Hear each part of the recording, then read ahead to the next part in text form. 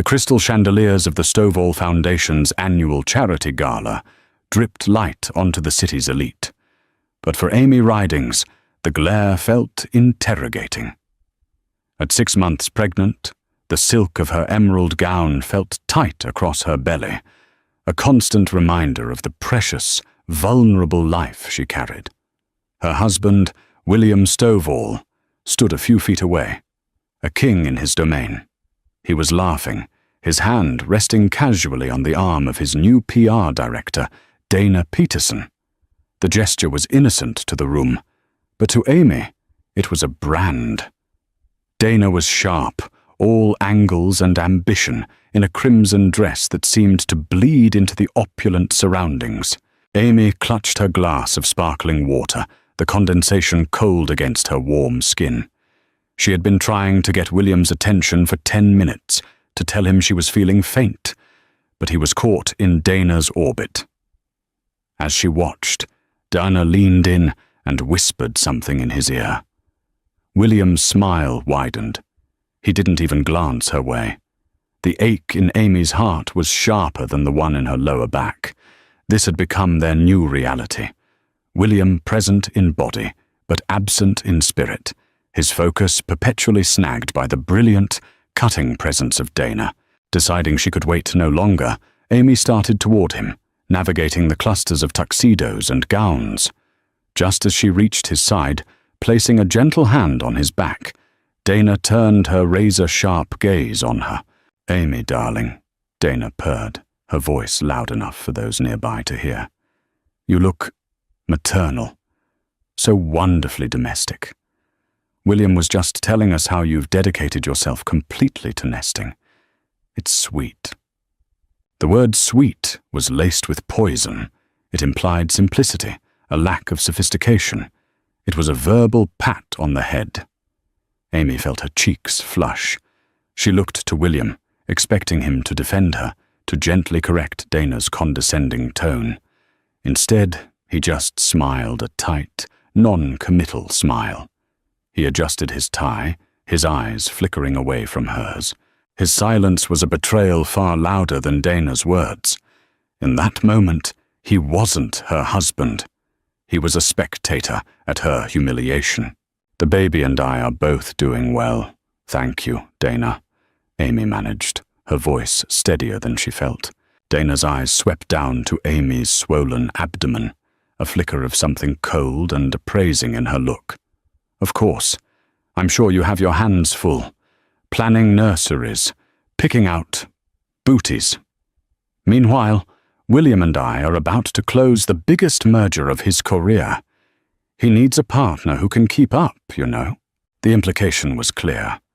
I am his partner. You are the help. The air crackled with unspoken tension. Amy felt a wave of dizziness wash over her. She gripped William's arm, this time with more force. "William, I need to sit down." He finally looked at her, his focus clearing as if seeing her for the first time all evening. But it was irritation, not concern, in his eyes. "Amy, we just got here. I'm networking. I'm not feeling well," she whispered, her plea lost in the din of the string quartet. Dana stepped closer, her perfume cloying and invasive. "Don't be difficult, honey. You wouldn't want to cause a scene and ruin William's big night, would you?" William looked from Dana's perfectly composed face to his wife's pale, strained one. He saw a problem to be managed, not a person to be comforted. He extricated his arm from Amy's grasp with a finality that broke something deep inside her. "Find a chair by the back wall, Amy. I'll check on you in a bit," he said, his tone dismissive.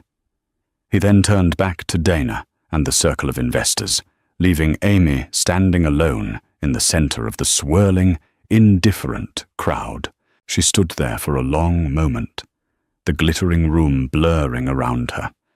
He hadn't just failed to defend her. He had actively chosen a side. He had watched his mistress bully his pregnant wife, and had done nothing. As she slowly made her way to an empty chair in the shadows, a single, cold realization settled in her soul. Her marriage was not a partnership.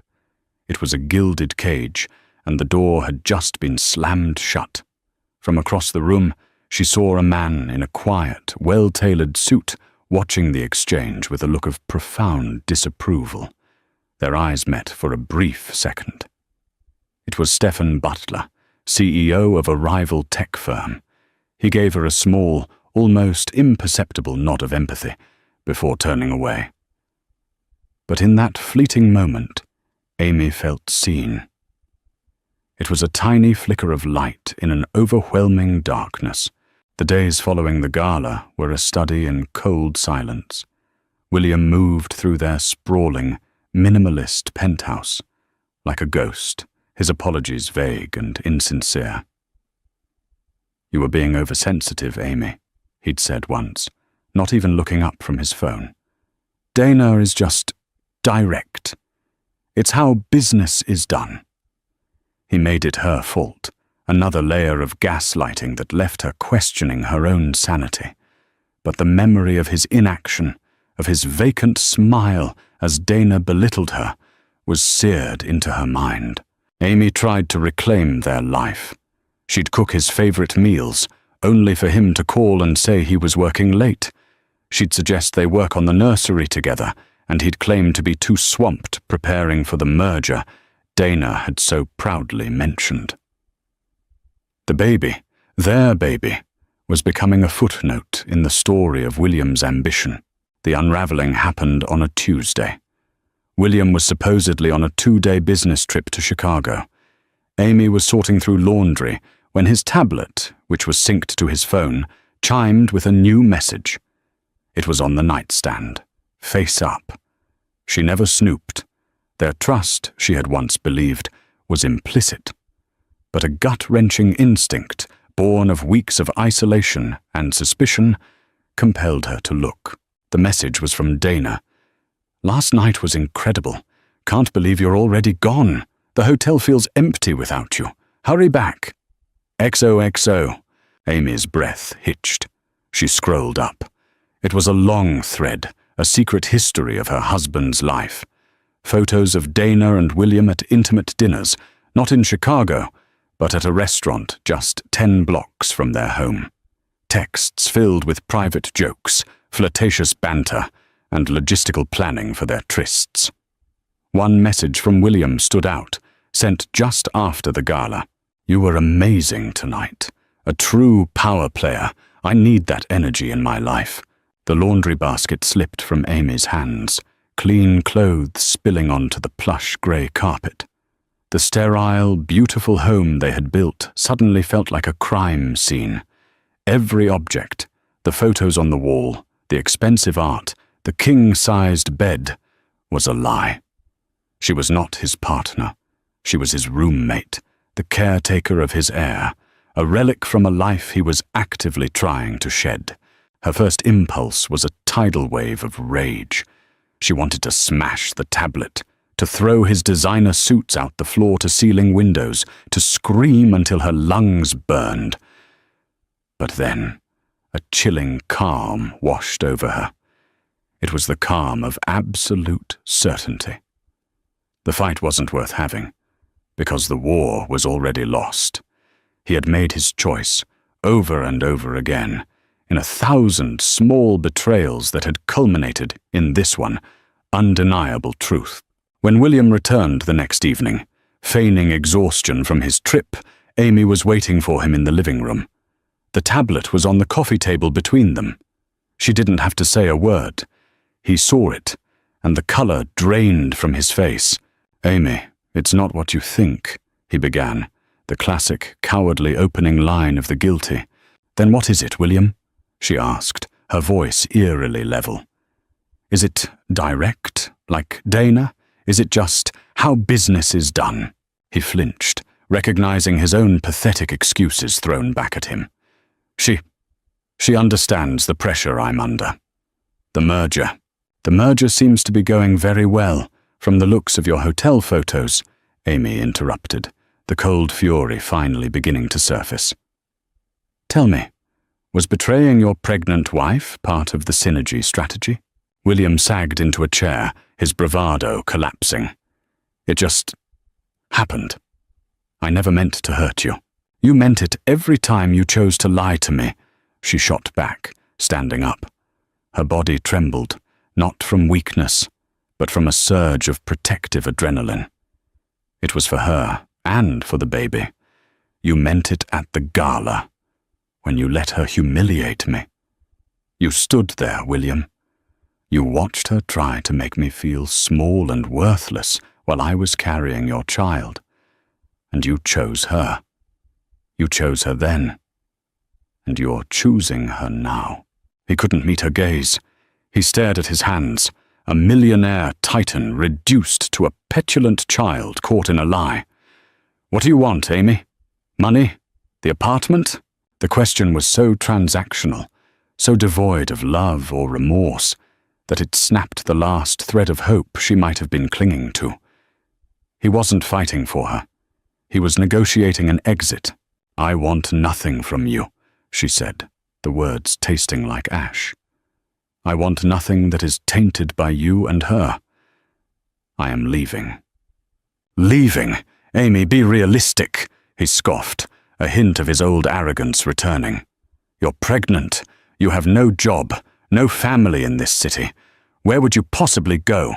It was a cruel, calculated blow, designed to remind her of her dependence on him. He saw her as trapped, a problem he could solve with a generous settlement. But he underestimated the strength of a woman who had truly lost everything. I will go anywhere that isn't here, she said, her voice shaking but resolute. She walked into their bedroom, the one they had shared, and packed a single bag with essentials. She didn't take the jewelry, the designer clothes, or any of the trappings of her life as Mrs. Stovall. She took only what was hers.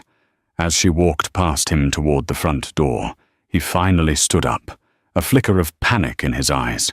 Amy, wait, let's talk about this. She paused at the door, her hand on the handle, and turned to look at him one last time. You had your chance to talk, William. You had your chance to stand by me. But you were too busy listening to her. And with that, she opened the door and walked out into the hallway, the heavy click of the closing door echoing the final, deafening end of her marriage. The city lights smeared through the rain-streaked windows of the taxi, a chaotic blur that mirrored the storm inside Amy's soul. She had no destination, just a desperate need for distance. William's taunt echoed in her ears. Where would you possibly go? He was right. Her parents were gone, her closest friends were 1,000 miles away, and her savings had been absorbed into their joint accounts, which she now refused to touch. She was pregnant, alone, and effectively homeless. She had the driver take her to a cheap, anonymous hotel near the airport, paying in cash for a single night. The room smelled of stale smoke and disinfectant. Amy sat on the edge of the stiff polyester bedspread and finally allowed herself to break. Sobs racked her body, deep, guttural sounds of grief not just for her marriage, but for the future she had so carefully envisioned. A home, a family, a loving partner by her side as they welcomed their child. It had all been an illusion. The next morning, huddled over a lukewarm cup of coffee in the hotel lobby, panic began to set in. She had less than $500 to her name. She needed a job, a place to live, insurance for the baby. Desperation was a cold, sharp-edged thing. She opened her laptop, her mind racing. Before William, she had been a promising marketing assistant, bright and capable. But she'd given up her career to support his, a sacrifice she now bitterly regretted. Scrolling through old emails, she found a polite rejection letter from 6 months ago for a senior coordinator position at Butler Innovations. She remembered the interview. The CEO himself, Stefan Butler, had sat in for the final round. He'd been intense, but fair, asking insightful questions that went beyond her resume.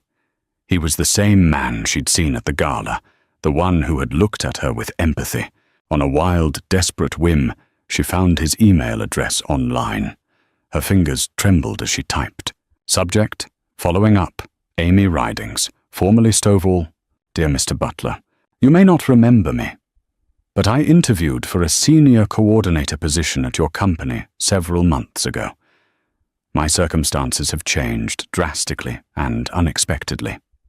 I am writing to you now not just as a prospective employee, but as someone in urgent need of an opportunity. I am a hard worker, a fast learner, and I am deeply motivated to build a new life for myself and my unborn child. I know this is an unconventional request, but if there are any openings at any level, I would be profoundly grateful for a chance. I can start immediately. Sincerely, Amy Ridings. She hit send before she could lose her nerve, her heart pounding. It was a Hail Mary, a shot in the complete dark. She spent the rest of the day in a haze, mechanically searching for apartment listings she couldn't afford and temp jobs that wouldn't cover the cost of a deposit. By evening, with no reply, despair began to creep back in. She was about to close her laptop when a notification popped up. From Stephen Butler. Subject, following up, Amy Ridings, formerly Stovall. Ms. Ridings, I remember you. I also saw you at the Stovall Foundation Gala. Please meet me at my office tomorrow at 9 a.m. We can talk then. Stephen Butler, CEO, Butler Innovations. The message was concise, professional, yet contained a universe of hope. I also saw you at the gala. He knew. He had seen the entire, humiliating exchange. He wasn't just responding to a resume. He was responding to a person he had seen in a moment of profound vulnerability. The next morning, Amy used the last of her cash to buy a simple but professional-looking maternity dress from a discount store. When she walked into the sleek, glass-walled offices of Butler Innovations, she felt a flicker of her old self, the competent woman she'd been before her identity was subsumed by Williams. Stephen Butler's office was large and overlooked the city, but it was surprisingly understated. He stood to greet her, his expression serious but kind. He was taller than she remembered, with thoughtful eyes that held no pity, only respect. Miss Ridings, thank you for coming, he said, gesturing for her to sit. Your email was direct. I appreciate that. Mr. Butler, thank you for seeing me.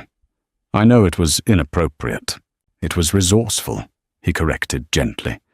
He sat opposite her, leaning forward slightly. I was impressed by your interview back then.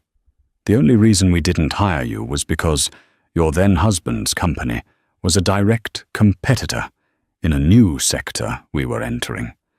It would have been a conflict of interest. Amy nodded, a bitter irony. Her marriage had cost her that opportunity too. That conflict no longer exists, Stephen continued, and I find myself in need of a project manager for a new community outreach initiative. It requires organization, empathy, and the ability to build something from the ground up. I believe you possess those qualities. The position is yours if you want it. Amy stared at him, stunned into silence. A job. A real, meaningful job. Tears welled in her eyes, and this time they weren't of sorrow, but of overwhelming gratitude. I don't know what to say. Say you'll start on Monday, he said with a small smile. He then slid a card across the desk. This is the number for a corporate housing agent we use. They can get you into a furnished apartment by this afternoon. The first 3 months' rent will be an advance on your salary. Consider it a signing bonus. He was offering her more than a job. He was offering her a lifeline. He was giving her a safe place to land, a way to start over, a foundation on which to build her new life. He saw her not as a victim or a charity case, but as a capable professional. Why? She finally whispered, the word thick with emotion. Why are you doing this? Stephen Butler leaned back in his chair, his gaze steady and unwavering. "Because I know what it's like to have to start over. And because nobody deserves to be treated the way you were treated that night." In his quiet, decisive kindness, Amy felt a profound shift. The breaking point had arrived, but it wasn't the end. It was the beginning. She was no longer William Stovall's broken wife. She was Amy Ridings, project manager at Butler Innovations, and soon-to-be mother. And for the first time in a very long time, she felt the unshakable certainty that she was going to be okay. The next 4 months were a blur of focused, determined effort. Amy threw herself into her work at Butler Innovations, her mind finding solace in spreadsheets, project timelines, and strategic planning. The community outreach initiative was hers to shape, and she poured every ounce of her creativity and pent-up energy into it. Her colleagues knew her only as Amy Ridings, the sharp, new project manager who was miraculously unfazed by her advancing pregnancy. They respected her for her work ethic and her calm, collaborative spirit. For the first time in years, she felt her identity was her own, forged by her own merits. Stephen Butler was a constant, steady presence.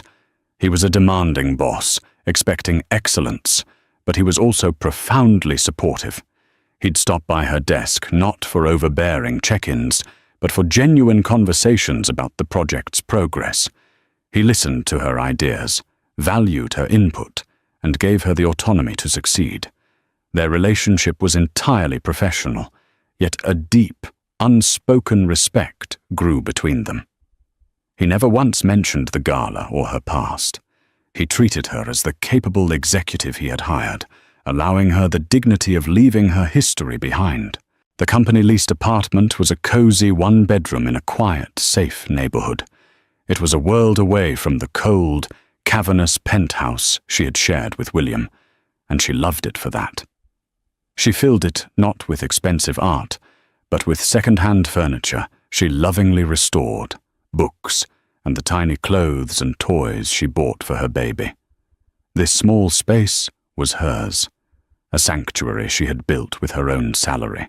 One rainy afternoon, as she was assembling a crib, her fingers fumbling with the tiny screws, her doorbell rang. It was Stephen, holding 2 large boxes of takeout. "I thought you might not have had time for dinner," he said simply, a hint of a smile on his face. "And I have a confession. I am terrible at building furniture, but I am an excellent instruction reader." Amy laughed, a genuine, unburdened sound. "You don't have to do that." "I know," he said, stepping inside. "But my mother always said the world runs on people doing things they don't have to do." For the next 2 hours they worked together, deciphering the cryptic diagrams and assembling the small wooden crib. They talked about work, about the city, about their favorite books. It was easy, comfortable. When the crib finally stood complete, Amy ran her hand over the smooth wood, her eyes misty. "Thank you, Stephen," she said, her voice soft. "For everything." "You're the one doing all the work, Amy," he replied, his gaze warm. "I just held the manual." Meanwhile, William Stovall's world was slowly losing its shine. His merger with Dana's help had gone through, but it was proving to be a logistical nightmare. Dana, as his new COO, was ruthless and efficient in the boardroom. But their personal relationship had curdled. The thrill of the affair had dissolved into the mundane reality of cohabitation. Her ambition, which he had once found so intoxicating, now felt sharp and demanding. The penthouse was silent and sterile, devoid of the warmth Amy had effortlessly infused into it. He'd sometimes find himself standing in the doorway of the empty room that was supposed to be the nursery, an inexplicable hollowness echoing in his chest. He had tried to find Amy, but she had disappeared. She hadn't used their joint accounts, and her lawyer had sent his a curt letter stating that Ms. Ridings would make no financial claims, but wished to have no contact.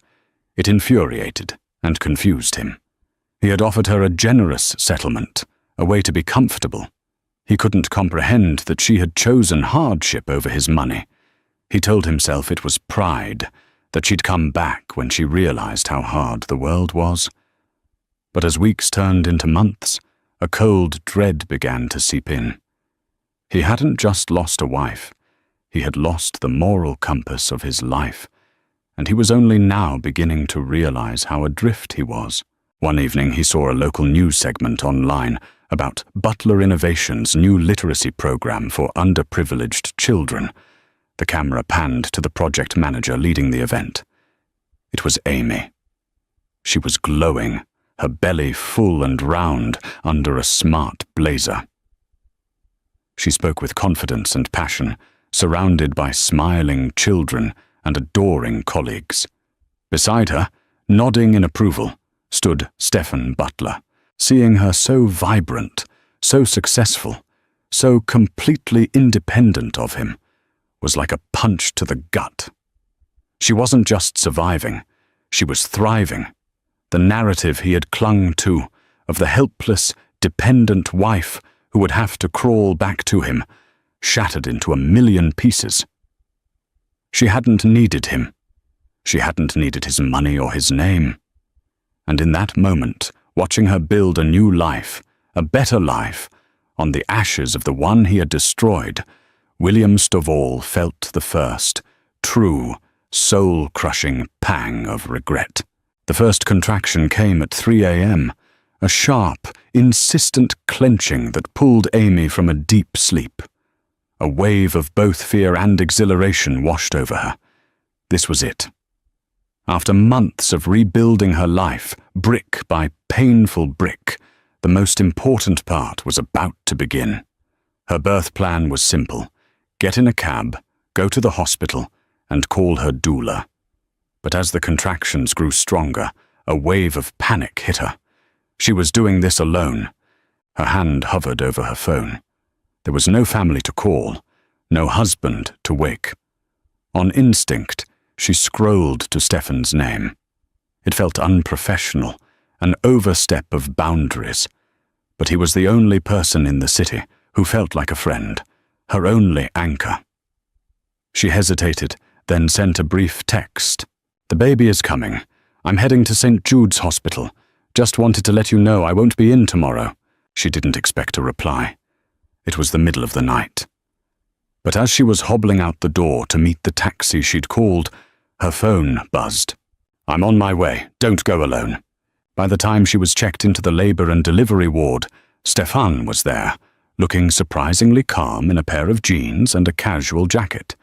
He carried a small bag with a water bottle, snacks, and a phone charger. "My sister has 3 kids," he explained with a wry smile. "I've been the designated go-bag runner before. Just tell me what you need me to do. I can be a distraction, a human stress ball, or I can disappear. Your call." Amy, caught in the throes of another contraction, could only manage a grateful nod. Over the next 12 hours, Stefan was a quiet pillar of strength. He didn't intrude, but he was present. He read to her from a magazine during the lulls, held her hand during the most intense pains without being asked, and advocated for her with the nurses when she was too exhausted to speak. He was simply there, a calm presence in the storm of childbirth. At 4:17 p.m., Lily Ridings was born, screaming and beautiful, with a full head of dark hair. As the nurse laid the tiny squirming baby on Amy's chest, the world fell away.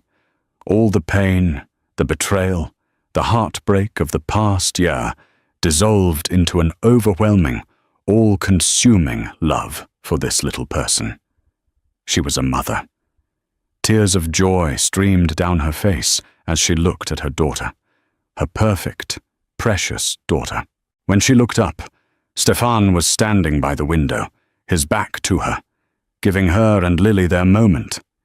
He turned when he heard her whisper his name, and the genuine happiness in his eyes was unmistakable. "She's beautiful, Amy," he said softly. "Congratulations." "We're beautiful," she corrected, her voice thick with emotion. She had done it. They had done it. Miles away, in a sterile boardroom, William Stovall's world was imploding. The merger, his magnum opus, had been built on a foundation of sand. Dana, in her aggressive push for expansion, had cooked the books, hiding massive liabilities in a shell corporation. An anonymous tip had led to a federal investigation, and now everything was coming to light. The company's stock was in freefall. His board of directors, once his staunchest allies, were now looking at him with daggers in their eyes. Dana sat beside him, her composure finally cracking, her face a mask of pale, panicked fury. She had betrayed him, using his company and his trust as a launch pad for her own reckless ambition. "This is your fault, William," she hissed at him in a rare moment alone. "You were too weak, too distracted. If you had just let me handle everything from the start." But he wasn't listening. He was staring at his phone, at a single, forwarded photo. A former colleague, whose wife had just given birth in the same hospital, had sent it to him with a simple, devastating caption. "Thought you should know." It was a picture of Amy, exhausted but radiant, holding a newborn baby. In the background, Stephen Butler looked on, his expression one of gentle adoration. The image shattered the last of his defenses. While he had been chasing power and lust, blinded by a treacherous ambition that was now ruining him, Amy had been creating life. While his legacy was turning to ash, hers was just beginning. The baby, his baby, a daughter, he later found out. Lily. He had a daughter, and he had missed her birth. He had thrown away the chance to be there, to hold his wife's hand, to be the first person to welcome his child into the world. He had traded it all for Dana's lies and a collapsing empire. The consequences of his actions were no longer an abstract concept. They were here, absolute and crushing. He stumbled out of the boardroom, leaving Dana to face the fallout alone. He walked numbly through the streets, the sounds of the city fading into a dull roar. He had lost his wife, his company, his honor, and now he realized he had lost something infinitely more precious, a family. His rebirth as a father had happened without him, and the life he had so carelessly discarded had been reborn into something beautiful, strong, and completely out of his reach. 2 years passed. Life found a new, beautiful rhythm for Amy. Lily was a bright, bubbly toddler, the undisputed center of her universe. The small apartment was filled with her laughter, her tiny crayon drawings taped to the refrigerator, and the sweet, messy chaos of a child's life. Amy was no longer just a project manager. She had been promoted to Director of Community Engagement at Butler Innovations, a role Stephen had created specifically for her, recognizing her talent for connecting with people. Her relationship with Stephen had blossomed slowly, naturally, rooted in the deep soil of mutual respect and shared experience.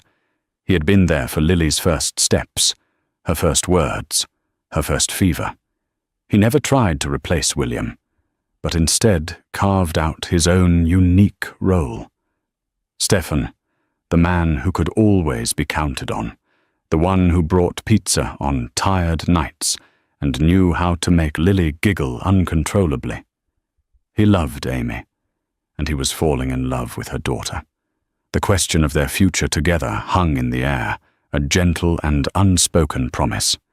Amy felt safe, cherished, and for the first time, truly happy. It was on a crisp Saturday afternoon, at a local park, that the ghost of her past reappeared. Amy was pushing Lily on the swings, her face turned up to the sun, when a familiar voice sent a chill down her spine. "Amy," she turned. William Stovall stood a few feet away. He was a shadow of the man she had known. The arrogant swagger was gone, replaced by a deep-seated weariness. His expensive suit was slightly rumpled, and there were lines of exhaustion etched around his eyes. He had lost his company in the scandal, paid massive fines, and become a pariah in the business world he once ruled.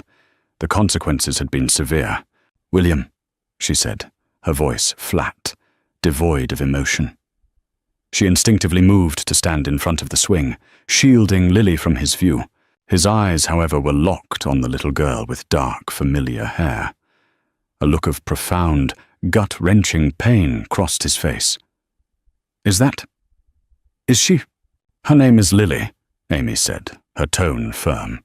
What are you doing here? I saw you. I've been trying to find the courage to approach you for months, he stammered, taking a hesitant step forward. Amy, she's beautiful. She has my eyes. She has my strength, Amy corrected, her voice cold. You lost any right to claim a part of her when you chose to walk away from us. The words hit him like a physical blow. He flinched. I know. I was a fool, a blind, arrogant fool. There isn't a day, not a single hour, that I don't regret what I did, what I lost. His apology, which she had once craved, now felt hollow. 2 years too late. She had healed herself, built a life not in spite of him, but without him. His regret was his burden to carry, not hers to soothe. Just then, Stefan arrived, carrying 2 ice cream cones. He stopped short when he saw William, his easy smile vanishing. He immediately moved to Amy's side, a silent, protective presence. His gaze on William was not aggressive, but it was unyielding.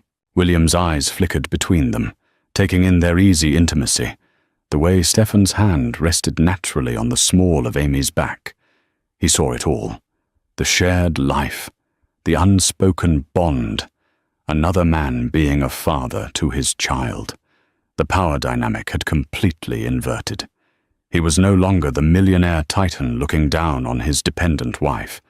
He was a broken man, on the outside, looking in at the happy family that should have been his.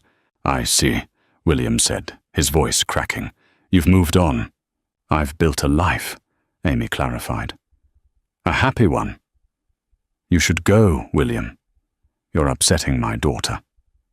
He looked past her at Lily, who was now staring at him with wide, curious eyes. He opened his mouth as if to say something to her, then closed it, the chasm between them too vast to cross.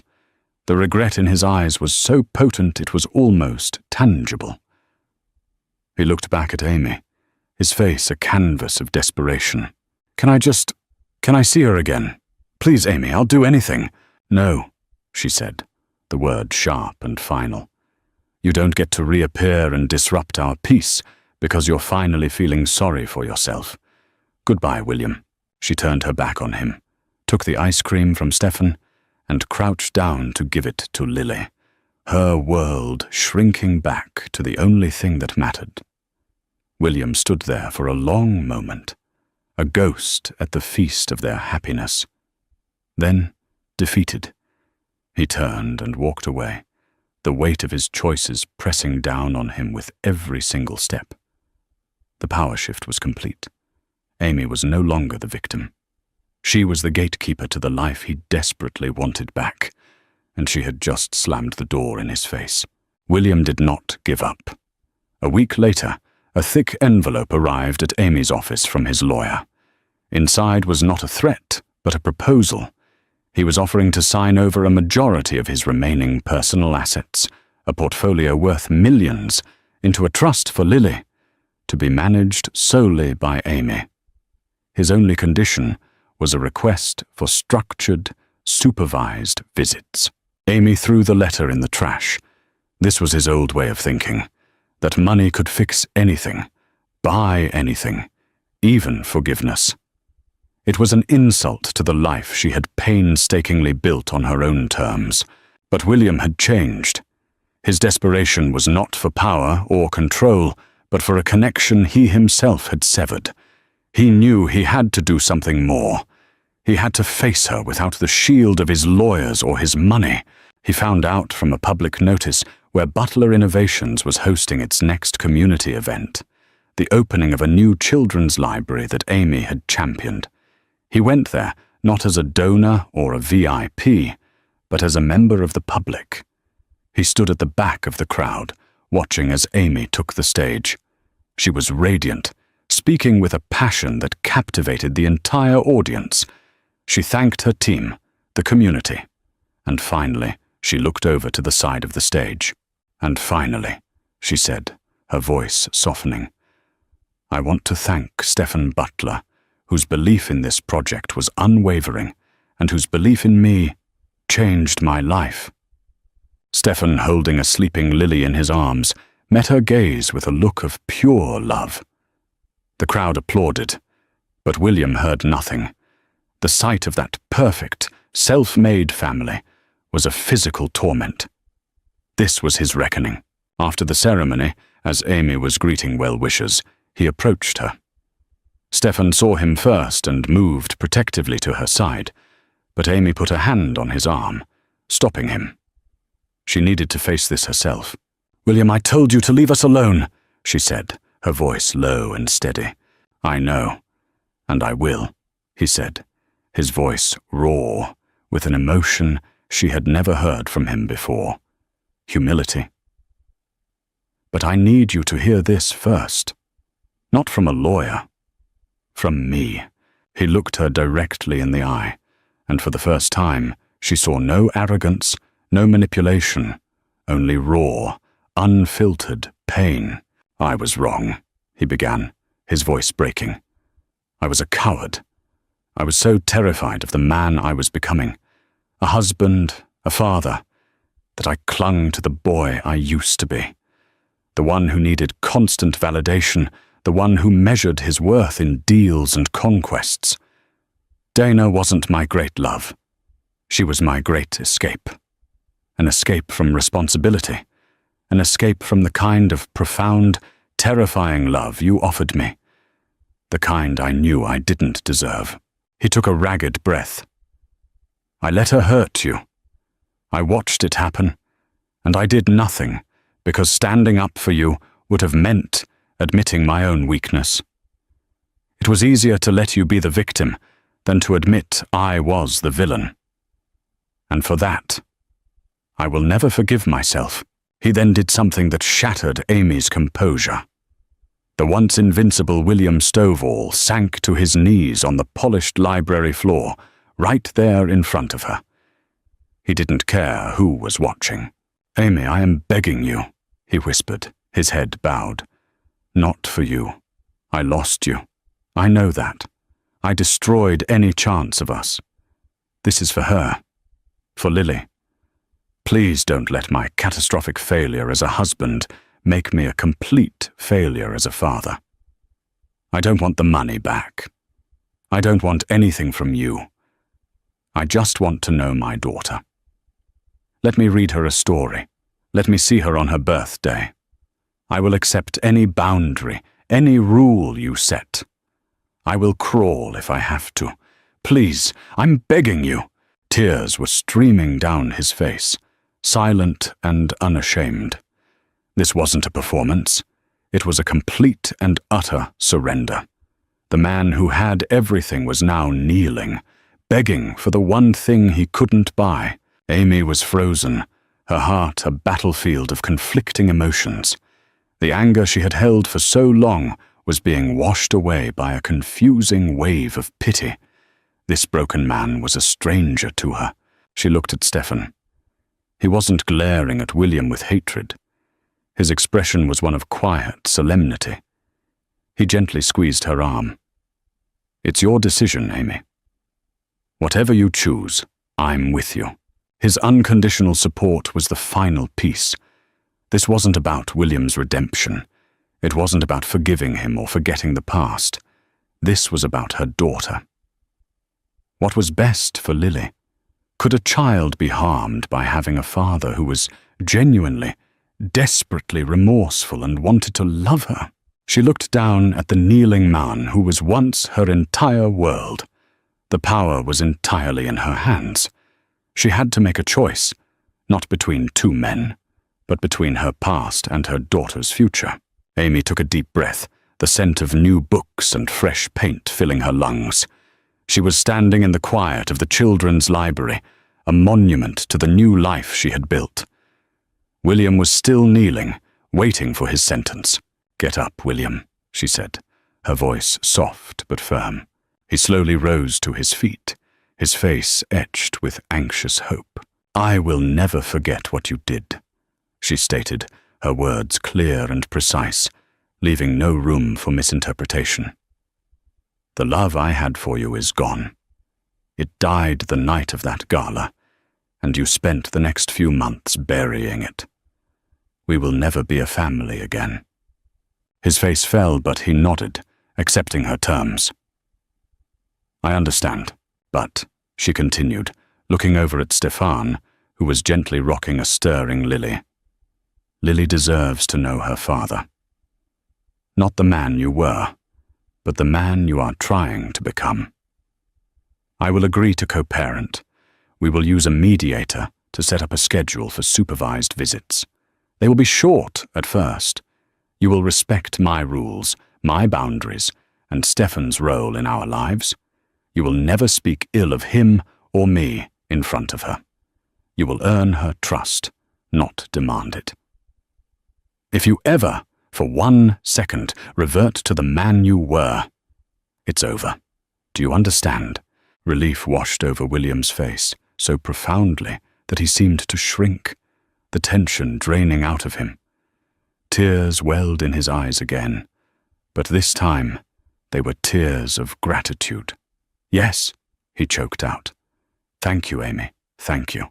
It was not the reunion he might have dreamed of, but it was more than he deserved. It was a sliver of grace, a chance to be a father. That, he was beginning to understand, was a greater gift than winning back a wife he had never truly valued. A month later, the first visit took place at the same park where he had first seen them. Amy and Stefan sat on a bench, a respectful distance away, while William, coached by a child therapist, sat on the grass with Lily. He didn't try to hug her or force affection. He simply pulled out a picture book and began to read in a quiet, gentle voice. After a few minutes, Lily, who had been watching him warily, crawled a little closer, her eyes fixed on the colorful pages. It was a small, fragile beginning. Amy watched them, a complex mix of emotions swirling inside her. There was a faint echo of pain, a ghost of what might have been, but there was no regret. Her gaze shifted to Stefan, who slid his hand over hers, his touch warm and reassuring. He wasn't watching William, he was watching her, his concern entirely for her well-being. "Are you okay?" he asked softly. She turned to him, a true, brilliant smile lighting up her face. "I am," she said, and she meant it. "He's a part of her story, but he's not a part of ours." She leaned her head on his shoulder, feeling the solid, dependable strength of the man who hadn't saved her from a villain, but had empowered her to become her own hero.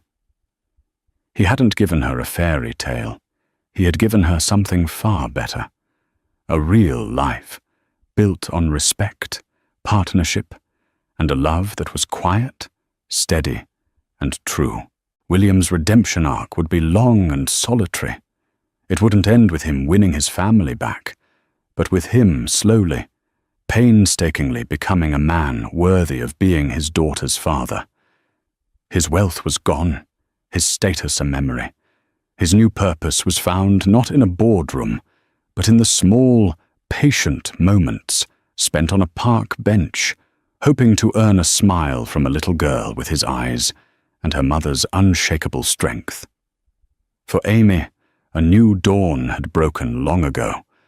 Her future was bright, and it was one she had forged for herself, a testament to the resilience of a woman who had walked through fire and learned to build a home in the light. We hope you were touched by Amy's journey of strength, resilience, and reclaiming her power. She found that the best revenge is not bitterness, but building a life of true happiness and peace.